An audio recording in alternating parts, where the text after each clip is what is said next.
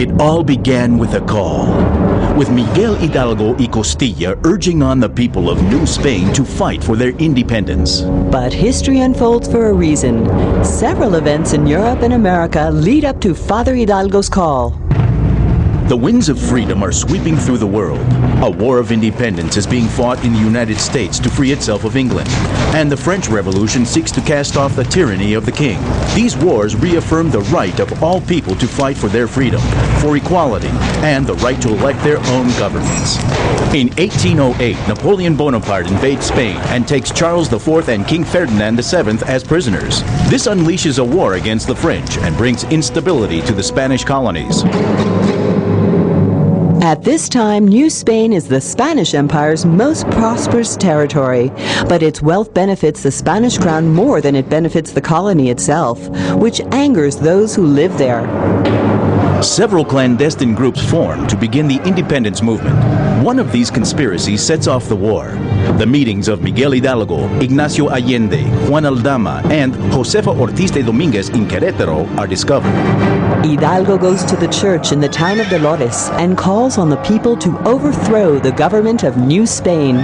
With a standard of the Virgin of Guadalupe as their flag, the rebels win their first victories over the troops loyal to the king, which are defeated in the bloody battle at the public granary, the Alhóndiga de Granaditas in Guanajuato.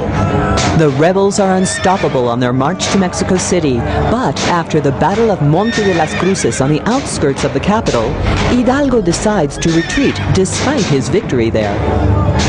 The independence forces occupy Guadalajara. There, they try to organize a government.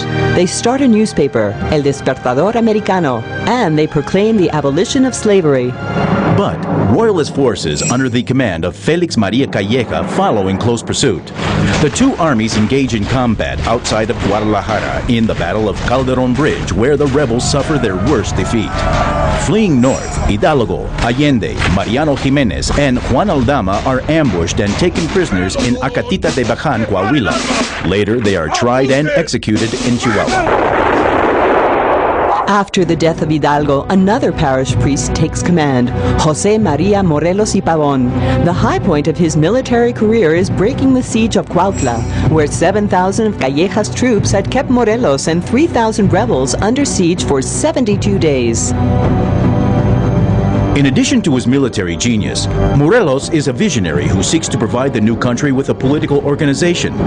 He assembles the Congress of Anahuac and reads there a document entitled Sentiments of the Nation.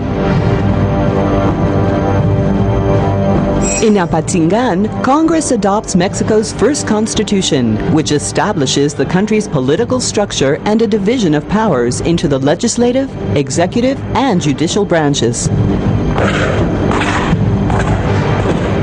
But soon after, Morelos begins to lose his battles. In 1815, he is taken prisoner, tried, and executed.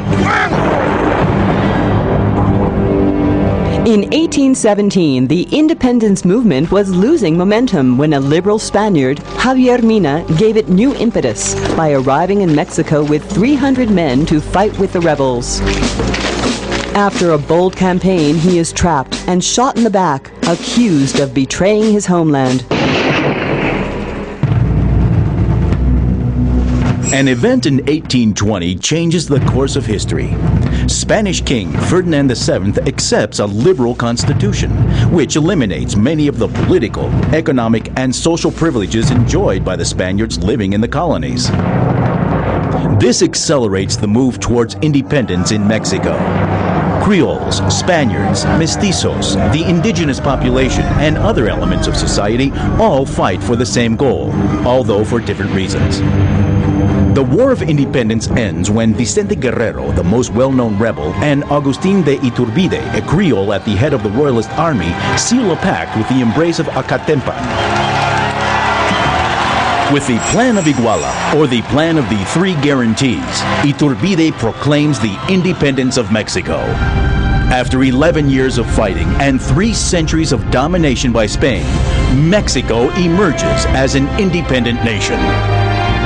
History belongs to everyone. Bicentennial of Independence, Centennial of the Mexican Revolution, the Mexican government.